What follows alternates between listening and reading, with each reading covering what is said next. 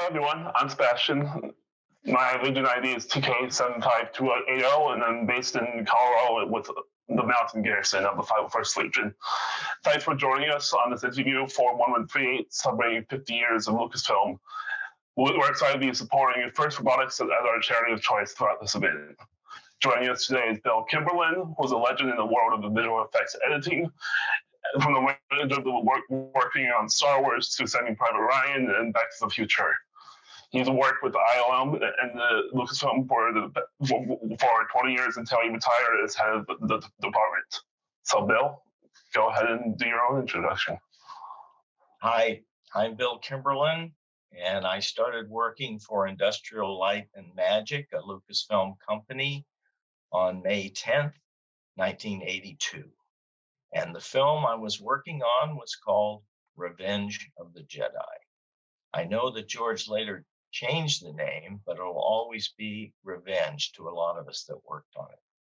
So that first week on May 14th, it was George's birthday.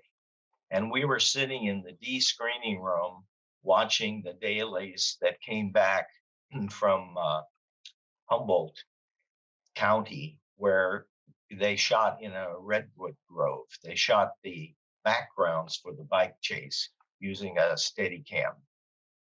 And there was miles and miles of VistaVision. We worked in VistaVision because in those days we were shooting on motion picture film, and because we were going to be doing a lot of reductions, eventually you would have a degradation of the image if you didn't start with a large image to begin with.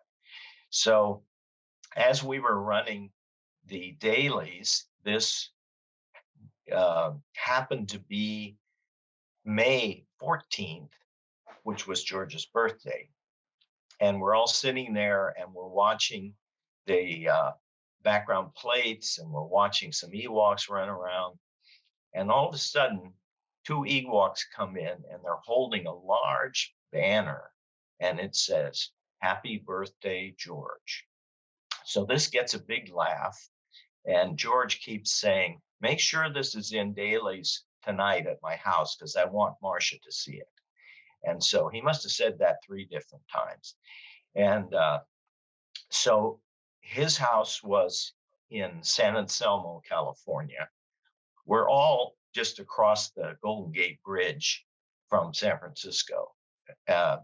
Our facility was located on Kerner Boulevard in San Rafael, and George's house is in San Anselmo, maybe 4 miles away, and we called it Parkway because that's the street that he was on. And the ranch, 5,000-acre Skywalker Ranch, eventually was about a 30 or 35-minute drive from our facility. Now, we couldn't be out at the beautiful ranch because we blew things up. We had about 7 buildings there, and there was carpentry, and there was editing rooms, and there were all kinds of stages for shooting the many models that were in all the Star Wars films. In interviews in the past, you talked about growing up in Marin County and visiting the set of a John Wayne film called Blood Alley. Was this your experience that with your mom that you knew you wanted to be in the film industry? Or what else do you remember was your earliest memory of saying, "Oh, this is something I want to do"? Well, the story I tell in my book is that there was a film being shot in Marin at an area called China Camp, and it was a Chinese shrimp fishing village, and it was not too hard for the studio to dress it so that it looked like it could be in China, where it was the action was supposed to take place. So for some reason, my mother drove us out there, and we walked around the set because we, like everybody else, we were curious about motion pictures. And as I was entering the set, on one side, there was a large pile of boulders, really huge stones. And I happened to bump into one, and it moved. And I thought, wait a minute, How could it move? Oh, I see. It's fake. There were grown-ups who made boulders and cabins and later ships, whether they were ocean-going ships or spaceships. There were actually adults who did this for a living. So I made a mental note of that. I wouldn't say that I decided I was going to be in the movies or I was wanted to work in special effects, but if you don't have an experience like that, um, it doesn't seem possible. I say to young people once in a while, I was in a store the other day and I was talking to the clerk, a young lady, and I said, "Are you going to college?" And she said, "Yes, but I don't know what I want to do." And I said, "Well, have you ever considered motion pictures?" And her jaw just dropped. I mean, of course she had never considered that. She didn't know anybody in movies. She didn't think it was possible to be in movies. Well, I tell people, yeah, it's if you want to move to Los Angeles and get in the motion picture business, you can actually do that. You may not like it, but you can do it. Especially helpful if you have these days computer graphics skills. But there's still, there's every kind of movie being made. What roles did you consider in the past before deciding on landing on visual effects editing? Well, when I was going to high school in a small town of Boonville, California. There's three Boonvilles in the United States, one in New York, one in Missouri, and one in California. That's where I am right now. I have a small ranch here. I live in Berkeley. And so when I was a kid, I was thinking about either being a park ranger or an attorney. My father was a doctor, and I wasn't too keen on being a medical person. Uh, but one other thing happened to me when I was a kid, and that was I had a next door neighbor, and her name was Mrs. Hickman.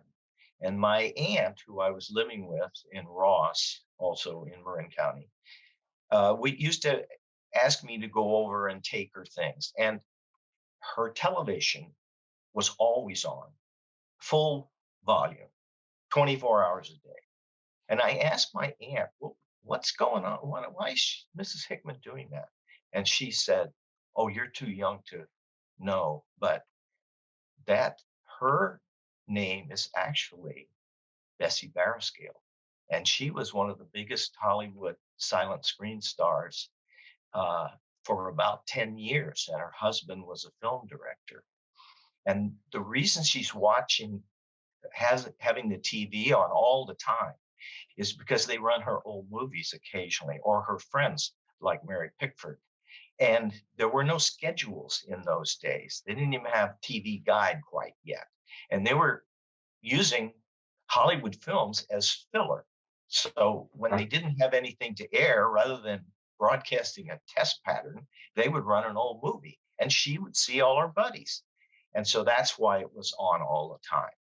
And that's one other thing that was in the back of my mind, that when I went to college, I thought back to that, and I had a college teacher who encouraged us to make films. And so basically, after I went to film school, I got out and I got a post-production job in San Francisco. And that's where I learned how to make motion pictures.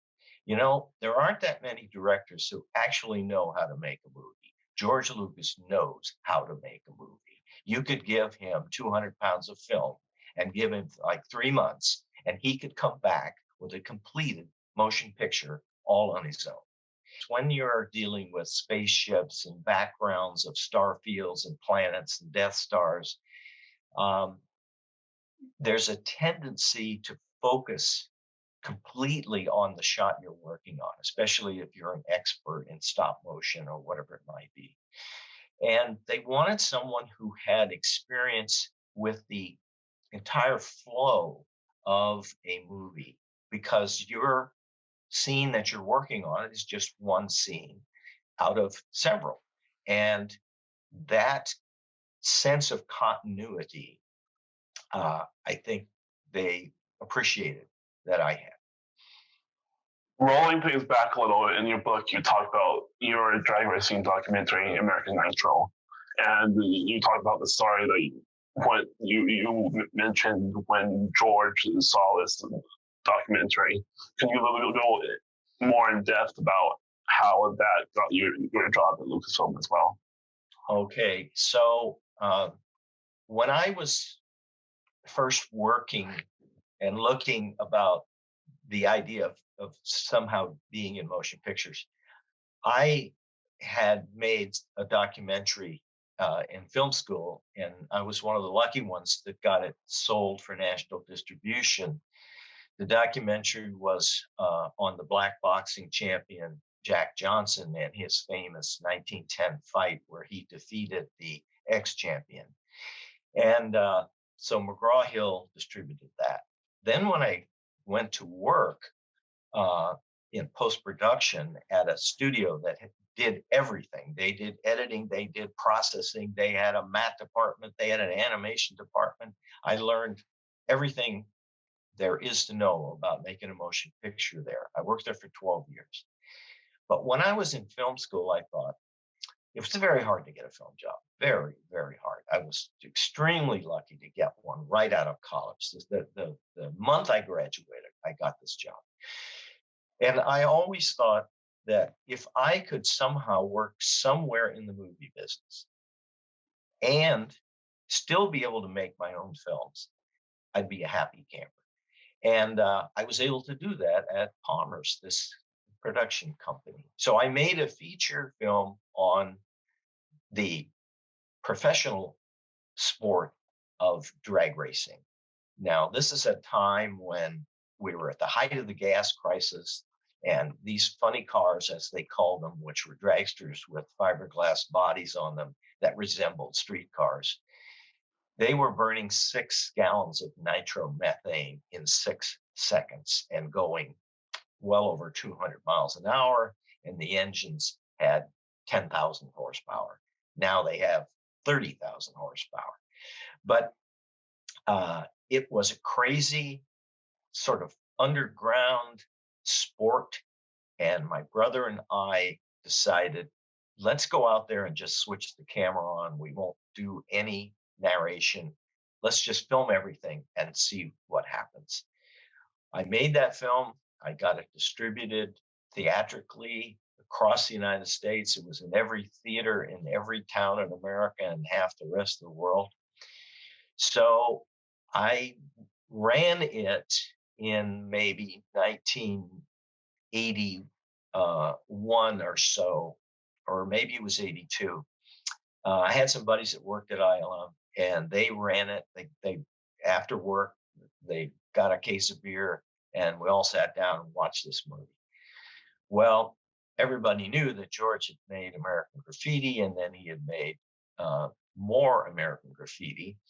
And it had a big drag racing sequence in it, the second film. And the first one was car centric. And someone yelled at us, George, seen this, as these cars that I had filmed were racing around the screen. And I was working there about a month later. So did he know about the film? I have no idea. But I called it American Nitro as a little bit of homage to American Graffiti. George owned his own movies, and George never went public. All of his fortune, his billions that he got for selling Lucasfilm, were earned the hard way by selling movie tickets. And that's pretty hard to do. You know, if you're in Silicon Valley today, you can go out and raise $1 billion with your new snazzy software. But George, like I say, is one of the few artists that has been able to do this. I can only think of maybe, 1 or 2 others that are still alive that have been able to do something like that. Everyone who works in motion pictures knows they're made in the editing room. I mean, you have to have the material. That's true. And he always knew exactly what he wanted. I remember when George was away, especially on Jedi, he would have to go off to England and do some shooting. And we've got all these sets that have been built and we've shot them, but we don't know if we can tear the set down or not, move on to the next shot. We got a lot of shots to do. And so eventually, after a couple of weeks, George comes back and the producers are all wringing their hands. Are we done? We've gotten behind this, that, the other thing. And George says, you want decisions? Bring the lights down. I'll give you decisions. Bing, bang, boom. He says, final, tear it down. We're done. Next shot. And, these are $1 million decisions flying around that room because it costs a lot of money for a shot. In those days could cost $200,000-$400,000. If you dropped a shot or if you sped up its production and got it to the final stage, you're saving money.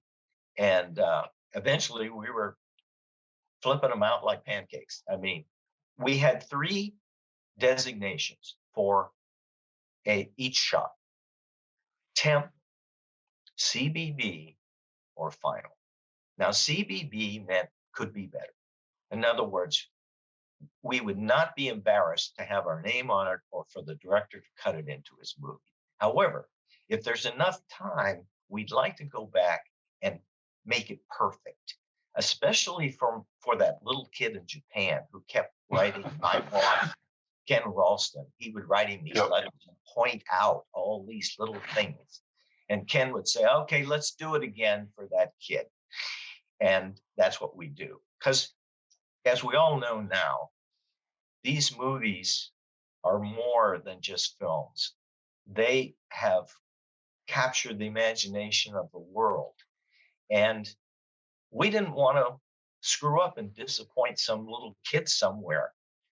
Because when you think about how widely these movies were distributed, I was in the production finance office one day, and they had lists of all the countries that they sent films to. And then in all of the countries, they had all of the cities. And then all the cities, they had all of the theaters. Well, you can imagine how many, we know how many countries are in the world, but imagine how many cities there are. And then how many movie theaters there are. I mean, it's endless. And that's why a successful motion picture returns the largest capital return in the history of capitalism. Because if you build, say, a Bank of America building and it costs you $100 million, it's going to take you, even with high rents, it's going to take you about a decade to get your money back. You make a successful, hugely successful motion picture, you could get your money back in 2 months. That is astonishing. And there's almost nothing else like it. What was a day in the life like for you as a visual effects editor at Lucasfilm and IOM? The first thing was going to dailies to see the material that we had shot yesterday, whether they were blue spaceships against a blue background, which optical would then take the blue out and it gave you a spaceship that was on a clear strip of film. As I mentioned, there would be a lot of stuff coming in from England, from the stages there. There would be stuff coming in from a desert somewhere or a redwood forest. So that's where everyone started their day, watching and waking up. I remember my first week, after dailies, I would walk over. There was a little cafe near us called Foodles. And we'd go over there and get a donut or a cup of coffee or something after dailies. So I'm sitting there. This is the first week in May. And George walks in, tennis shoes, jeans, flannel shirt, grabs a pot of coffee and a styrofoam cup, pours himself a cup of coffee, pays for it, and walks out the door. And I thought to myself, doesn't this guy have somebody to go get him a cup of coffee? But that's not what it was about. What it was about is he wanted to live a normal life. He wanted to live as normal a life as he could being as famous as he was. And pretty much in Marin County, people respected that and left him alone. They didn't go up and ask for autographs. Now, children were different. A child came up to him and there would be no problem. He would sign anything for them.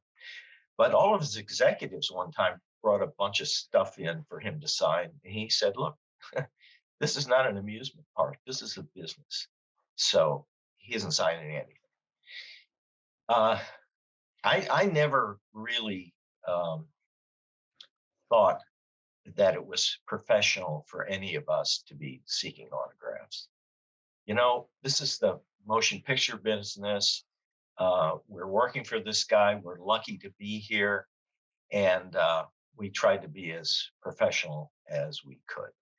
So as far as the rest of the day, we would each have shots, at least in editorial, that were our assignment. Mine was the space battle.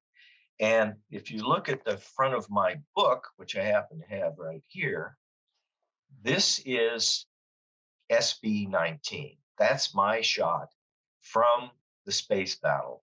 And SB-19 means it's the 19th shot in the space battle in Return of the Jedi, which is revenge to me. So that shot was a huge shot.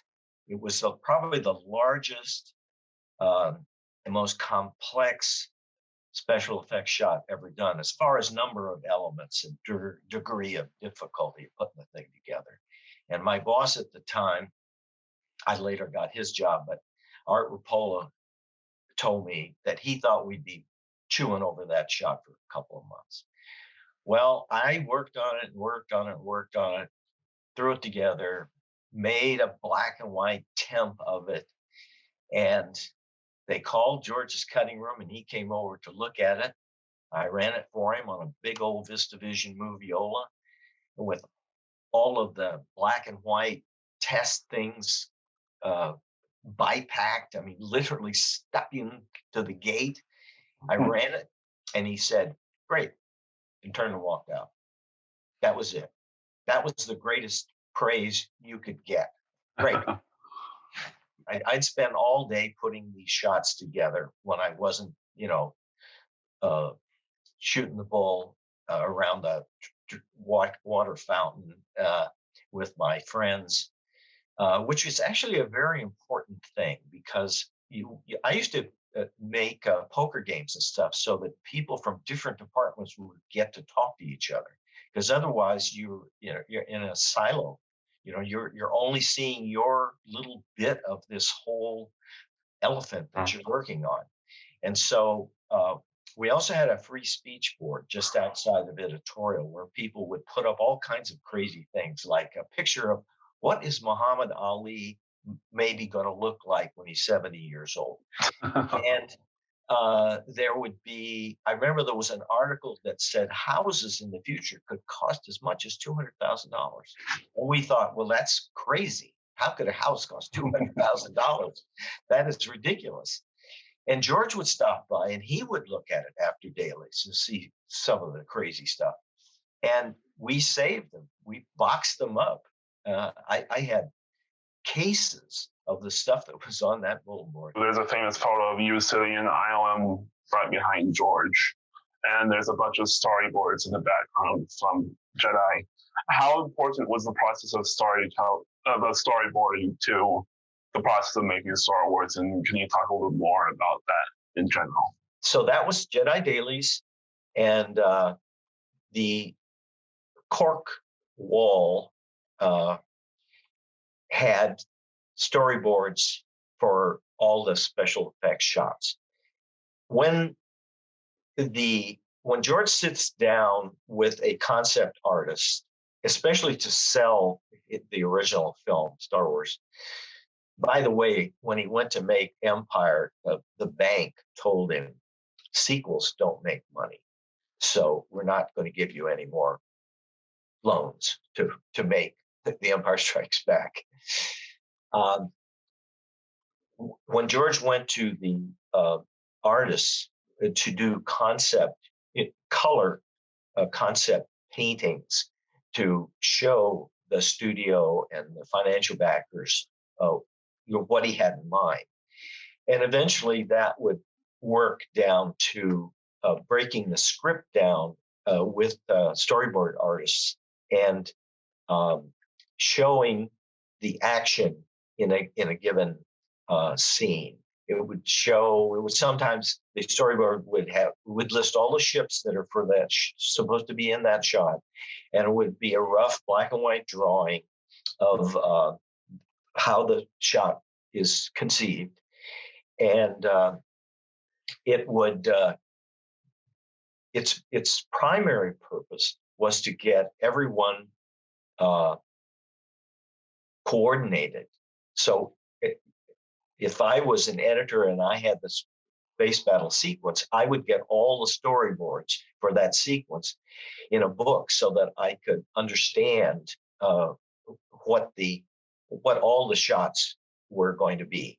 And then my friend Howie Stein, he had a different section, and he had all those storyboards, and Peter Amundsen had all the storyboards for the bike chase, which was his thing to put together.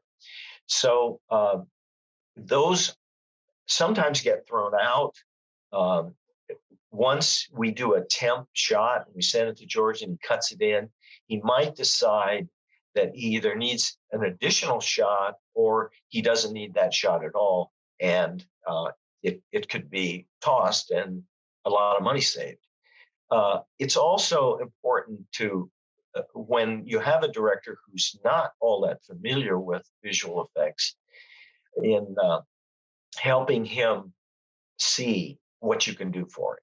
You know, a lot of directors, it's like, I always used to say that our coming on to a director's picture was a little like giving a kid the keys to a Ferrari, because if they didn't know what they were going to do, what they could do and what they shouldn't do, if they wouldn't listen, they could hurt themselves and their movie. Now, we tried as hard as we could to make the best effects for everybody's movie that we could. But those images, storyboards and concept paintings, working with artists at all areas, like the matte painting artists, that's crucial to having everyone understand what is going on and what stage we are in right now. Also, dailies provided that people from everywhere in the company could see what other people were working on.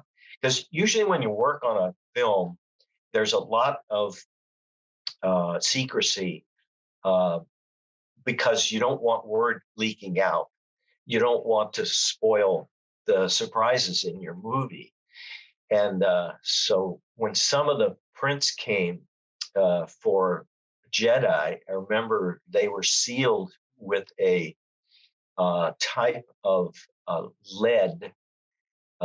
It was on a little wire holder, and then it was stamped closed, like the king used to stamp things with his emperor. Oh, wow. So if that was cut, you knew that somebody had gotten into the film and maybe made a copy or something.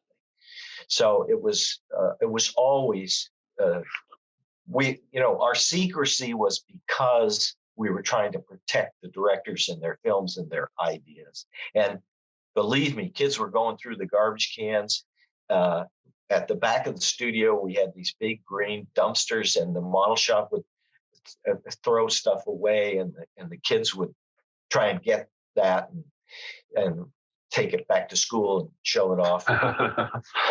You mentioned George sending dailies to Marsha, his wife at the time, and who was an amazing film editor in her own right. Why? Can you talk a little bit about why you think her work and their chemistry when they were working together was so influential to the original trilogy? I try and give as much credit to Marcia as I can. I mean, she's a fantastic film editor in her own right. She cut Taxi Driver. She worked with Scorsese. The big thing about her is she's one of the few people who can not only tell you what the problem is with your film, but also how to fix it. And there's a famous story of her, uh, all these guys, Spielberg and Milius and Lucas, they show their friends their films first as a courtesy and also to get feedback. And so Spielberg ran uh, one of the Raiders films for everybody, including Marcia. And she said to him, "But Stephen, there's no dramatic emotional conclusion. I mean, what happens to the guy and the girl? We don't know." And he immediately realized she was correct, and he needed to go back and shoot a scene where Indy says goodbye to the girl, and they did a pickup shot in San Francisco at City Hall, on the steps of City Hall, if I remember correctly. Well, you can't buy advice like that. I mean, it's virtually impossible to get that kind of, and then it being your wife helping you. That's I remember talking to one of the editors, one of the live action assistant editors, about her coming in. She had agreed to do 2 weeks. The marriage was a little rocky at that time, although we didn't know it. And she agreed she was going to come in and do a couple of weeks to tighten things up on Jedi. And she had been a huge influence on the original Star Wars. And this assistant said, I saw her take some scraps of an Ewok wandering around a redwood tree that was, a fallen tree, and Princess Leia, and she made it into an emotional scene. When she got done with these scraps, you had a tear in your eye. And that's magic. Editors that can do that. She's not the only one, but it was a sad day when those two parted, because she had some gifts. And, I always say when you see a film by a director, someone that you really respect and you love his films, when you see a film and you're like, what the hell happened? This is not really very good. Look at who he is working with on that film as opposed to the team he had on the other film. That's the reason that George had us working on all these other movies, because it meant he couldn't make a movie every year, didn't want to. And he was able, by doing this, to keep a very talented crew together, and they would still be there when he got his next inspiration 4 years from now or 2 years from now. He would know all these people. He was when I first started there, he was a very reticent man. A friend of mine walked up to him one day and stuck his hand out. George was walking up the D hallway, and Tim said, "Hi, George, I worked for you for 2 years, but I've never met you." And he said George practically jumped backwards. He was not comfortable around people that he didn't know well. Once he got to know you, he was just like any other guy. And I was lucky to a few times, be sitting next to him at lunch. And I'd try and talk to him about movies, my favorite films, what he thought. I always thought that Bonnie and Clyde was a really brilliant film. One of the first films after I saw it, I went right back in to watch it again. George came down to the C Theater. We had this gorgeous theater. It was an Art Deco theater, and it was sprung independently because it was originally a sound mixing theater. It wasn't connected to the rest of the building, and the doors were like a foot thick. And I never took anyone into that theater that they didn't say, wow, because it was really cool. So he brought his personal print of Star Wars, printed off the original negative, and ran it for us, and told us the things that he wanted to change, the things that everybody's so upset about now, the fans are so upset about. But he was like, the studio wouldn't give me the money to do this. I couldn't afford to do it myself. He was running out of money on Empire, and this is like it was starting again. If it hadn't been for the toy sales, he probably wouldn't have been able to completely finance that himself. And so he went through the film and said that, these are the things that he didn't like the way the wipes looked. He wanted them all redone, those classic sort of 30s transitions. They were full of dirt, and we redid all those for him and some of the other shots.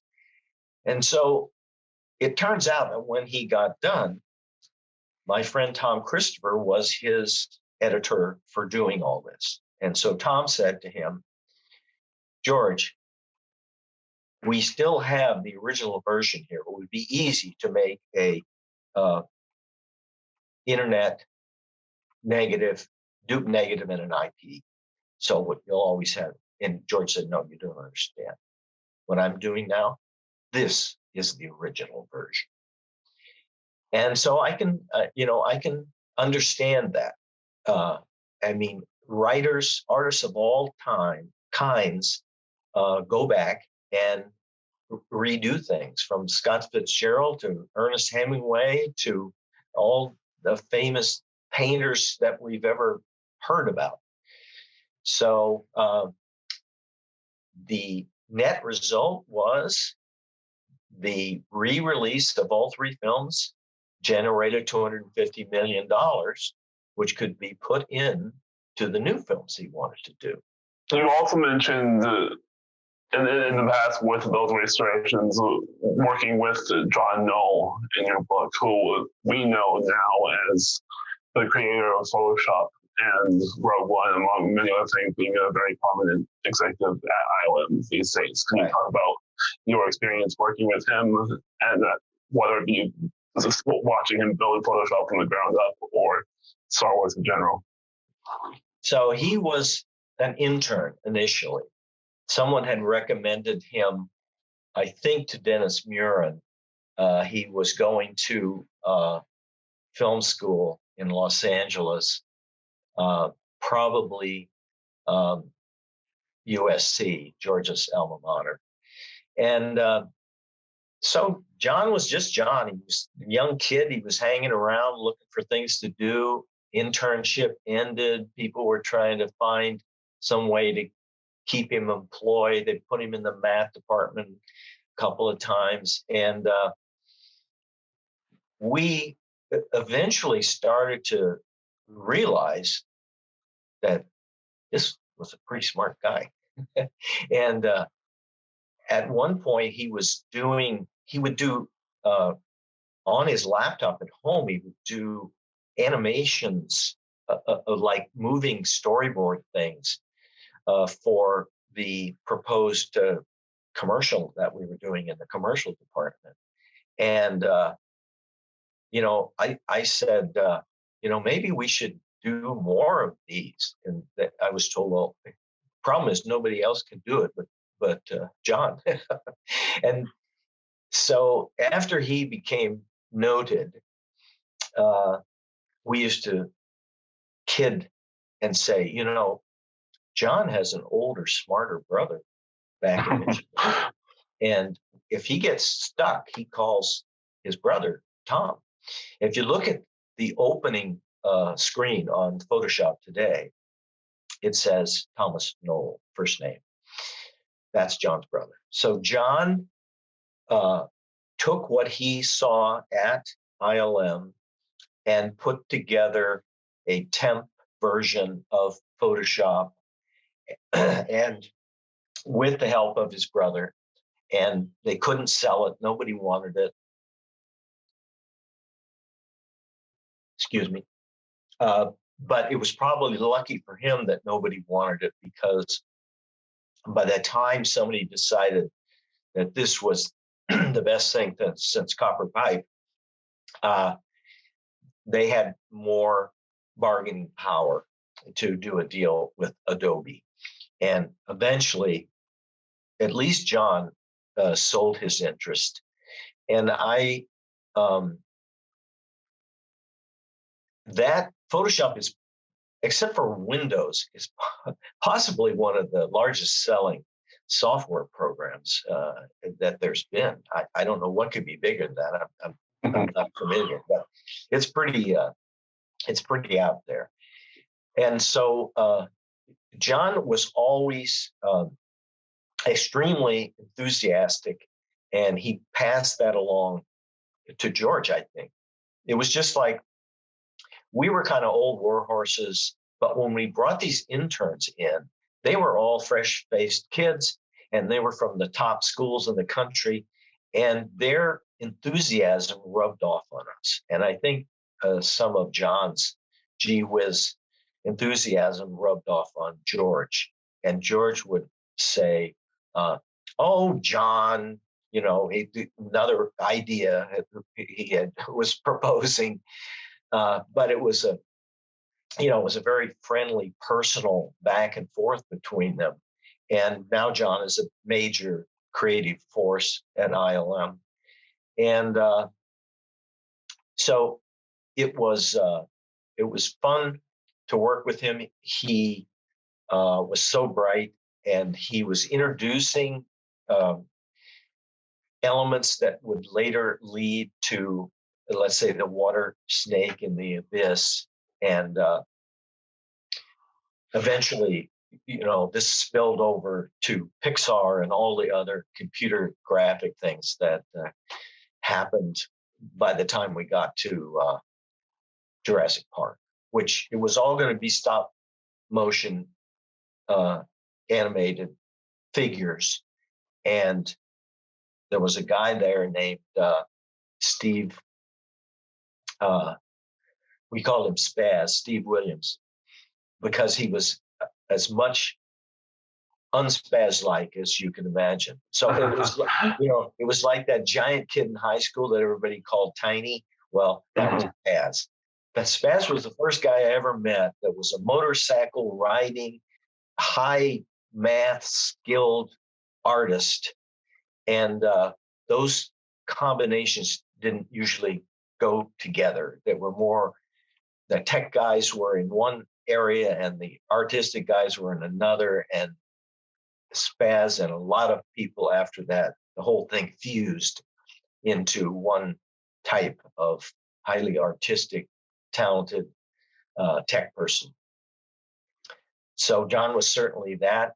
And he, when I was trying to get this book going, he's another one that I called. And John just said, Bill, how can I help? So that's what you want to hear. And broadly speaking, how did your experience working at Lucasfilm on Star Wars translate into your work, whether it be for Back to the Future or any of the various projects that we're all familiar with? Well, each film, we never did a lot of research and development at ILM. In other words, we weren't throwing money at testing. We did a little, but what we would tell directors is, look at the work that we did on this last film. We would save these reels of our work, and they were submitted to the Academy for submissions for Academy Awards in special visual effects. And one of the best ones I ever saw was the reel for Empire. I mean, that was a knockout. I don't care. You could bring Walter Cronkite, you could bring anybody into a theater and run that for them, and they would just go, wow, the work is so good. It's my favorite film of all of them. Well, what we would tell clients is, we did all this great work on this film. and we're going to do great work on your film, but we're not going to do a bunch of testing. We want real problems, and we will solve them. And sometimes we didn't know if it was even possible. Some of the stuff, some of the challenges. Can we do this? Well, maybe. So that spirit of solving real problems is cost effective, and it's more appropriate to challenges. Why does Empire resonate with you so much as your favorite Star Wars film? Well, the script, for one thing, Lawrence Kasdan, and I guess Lee Brackett started it. It has some actual politics in it, a little bit. You know, Nixon was being poked at, fun at, and the work, the walkers, the snow scenes. I mean, this was just tremendous work. The editing was great, and Empire had a lot of cool stuff. And I personally like cool stuff. When people would come by and I would give them a tour, I didn't take them to the computer department. There was nothing to see but a bunch of plastic machines with guys staring at them. I'd take them to the model shop. And the model shop had not only the current models we were working on, but an archive of all the models from films that we had worked on, from Indiana Jones to Hunt for Red October, and anything you can think of. And last but not least, to close us out, what sort of advice would you have for people in college now, specifically looking to get into visual effects or film in general? Well, I think you should try and get an internship somewhere in a field that you're interested in, and see how it really is. But I also tell young people, if you want to be happy, first, don't go after just goals like, oh, my goal is to become a lawyer, my goal is this or that. First, I think you should determine how you want to live. You know, that maybe you want to live in the country, maybe you want to live in New York City, maybe you want to be in LA. There's some way and style of living that you're comfortable with, that makes you happy. Once you discover that, then try and figure out a way to live like that, to get a job that would support that. And that is going to take you a long way towards your ultimate goal, which is to have a career that you enjoy and a lifestyle that you're comfortable with.